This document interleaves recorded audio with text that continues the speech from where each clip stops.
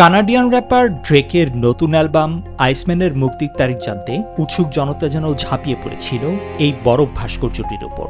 হাতুড়ি থেকে শুরু করে দাহ্য পদার্থ বাদ যায়নি কিছুই।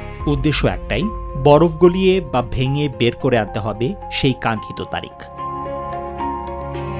অবশেষে মঙ্গলবার একজনের হাতুড়ির ঘায়ে রহস্যের জট খোলে। বরফের ভেতর থেকে বেরিয়ে আসে, ওদের স্বপ্ন পূরণে পাশে থাকতে পেরে আমরা গর্বিত। 15ই মে তারিখ লেখা একটি ফোল্ডার।